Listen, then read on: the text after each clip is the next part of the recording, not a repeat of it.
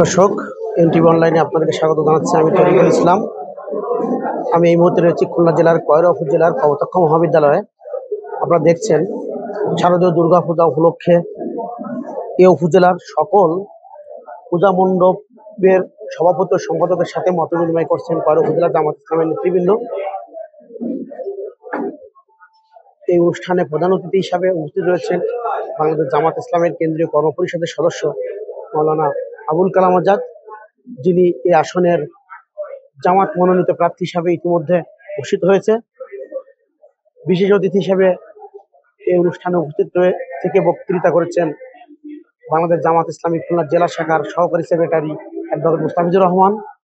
এই অনুষ্ঠানটি সভাপতিত্ব করেন কয়রা উপজেলা জামাত ইসলামীর আমির মাওলানা মিজানুর রহমান।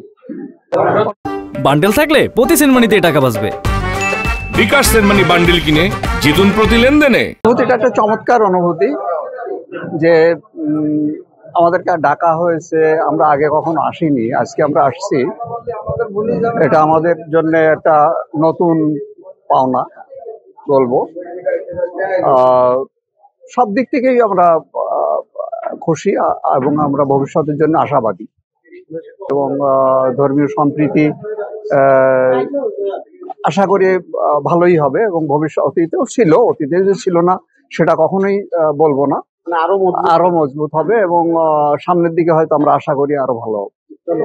আজকে অনুষ্ঠান ভালো। আর এটা হচ্ছে আমাদের হিন্দু সম্প্রদায়ের আজকে যে সবচেয়ে বড় পূজা অনুষ্ঠান, সেটাকে আমাদেরকে ডেকে এনে সম্মানিত করার জন্য আমরা এটাকে সম্মানিত বোধ করছি। আমরা সবাই বাংলাদেশের মানুষ, একসাথে বসবাস করতে চাই। হিন্দু, মুসলিম, বৌদ্ধ, খ্রিস্টান সবাই আমরা মানুষ। সব মানুষ একসাথে ভালোভাবে সুন্দরভাবে এই সমাজে বসবাস করতে চাই।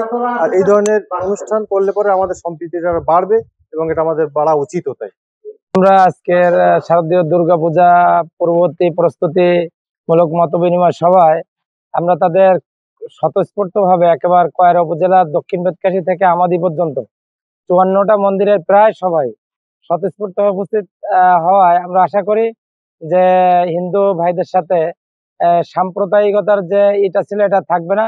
আমরা পারস্পরিক একই অঞ্চলের মানুষ হিসাবে আমাদের ভ্রাতৃত্ববোধ গড়ে উঠবে। বান্ডেল থাকলে প্রতি সেনমানিতে টাকা বাঁচবে। বিকাশ সেনমানি বান্ডেল কিনে জিতুন প্রতি লেনদেনে। এবং আমরা আমাদের অ্যাডভোকেট মুস্তাফিজ সাহেব বলেছেন যে আমরা একই আসমানের নিচে একই জমিনের উপরে বসবাস করি, সেই হিসাবে আমরা পারস্পরিক ভাই ভাই থাকবো। আমাদের মধ্যে কোনো সংখ্যালঘু বা সংখ্যাগুরু বলে কিছু থাকবে না। আমরা তাদেরকে এটা একেবারে সংক্ষিপ্ত পরিসরে একটু সৌজন্য নাস্তার ব্যবস্থা এবং একটা সাদা প্যাকেট দিয়েছি, যার ভিতরে একেবারে একটা মানে যৎকিঞ্চিত আর্থিক সহযোগিতা আছে। 5 তারিখ থেকে 8 তারিখ পর্যন্ত দেশে কিন্তু কোনো সরকার ছিল না। আইন শৃঙ্খলার দায়িত্ব নিয়োজিত সদস্য কিন্তু যার যার ব্যারাকে কিন্তু তারা ছিল, কেউ পেলে ছিল না। ট্রাফিকের দায়িত্ব আমরা পালন করেছি, অনেক কিছু দায়িত্ব মাথায় নিয়ে কিন্তু আমরা চলেছি। সেই দিন থেকে আপনাদের সম্প্রদায়ের লোক প্লাস এদেশের সাধারণ জনগণ বুঝতে পেরেছে যে বাংলাদেশের জামাত ইসলামীর মতো একটি সংগঠন যারা মানুষের সেবা করতে পারে। আর আমরা মনে করি মানুষের সেবাটা হলো বড় ইবাদত, বড় ইবাদত। আমি যদি আপনাকে উপকার করি, সৃষ্টিকর্তা দেখবে, তাহলে সৃষ্টিকর্তা দেখে আমাকে কি করবে? ওই যে উপকার করলাম, আমার ভিতরে যদি কোনো গুনাহ থাকে, আমার ভিতরে যদি কোনো সৎ উদ্দেশ্য থাকে, আমার ভিতরে যে অপরাধ জড়িত কোনো কিছু থাকে, হতে পারে উপকার করার কারণে এগুলো সৃষ্টিকর্তা মাফ করে দিতে একটি। অতএব আমরা মনে করি আমাদের নেতার নির্দেশ অনুযায়ী, যেটা অ্যাডভোকেট মুস্তাফিজুর রহমান সাহেব বলেছেন, আমরা সবকিছু ভুলে যাই। 54 বছর ইতিহাস সব মুছে ফেলি, আমরা মুছে ফেলে নতুন একটি বাংলাদেশ গড়ার স্বপ্ন কিন্তু আমরা দেখছি।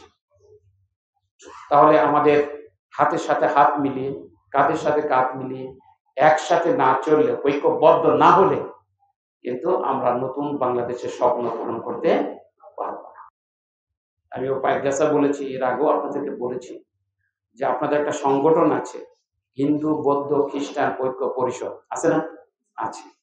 আমি প্রশ্ন করলাম যে এই যে স্লোগানটা আপনারা দিয়েছেন, কিন্তু একটা সম্প্রদায় কিন্তু আপনারা বাদ দিয়েছেন, সেটা হলো মুসলিম সম্প্রদায়।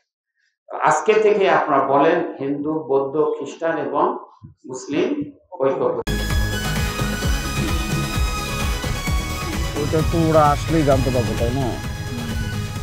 শোনো, টাকা তো চাইছে, 10,000 টাকার শর্ট আছে, বুঝছো? ধন্যবাদ। কত টাকা শর্ট পড়ছে সেটা বল। 10,000 টাকাই শর্ট আছে। আচ্ছা, সেটা মাথা ছুঁয়ে বলো। মাথা কি হলো, চুপ করে আসছো কেন? ভণ্ডামি, টাউটামি, জায়গা পাও না তুমি? তুমি কি জীবনে ভালো হবে না? শোনো, ভন্ড আর টাউট বলবা না, আমার ইগোতে লাগে। তুমি ওইটাই। ঠিক আছে, ভণ্ডামি টাউটামি মানুষ করে, কিন্তু গার্লফ্রেন্ডের সাথেও এটা কোনো কথা? দেখো মিমি, আমি আগের থেকে অনেক লক্ষ্য হয়ে গেছি, ভালো হয়ে গেছি। পুরোপুরি হইতে পারি নাই, অর্ধেক ভালো তো হয়েছে, 50% ভালো হয়ে গেছে। আগে যদি হইতো আমি তোমার থেকে 20,000 টাকা চাইতাম। এই চুপ। তাও না, ঠিকভাবে বলো, কত টাকা শর্ট পড়ছে? 5,000 টাকা লাগবে।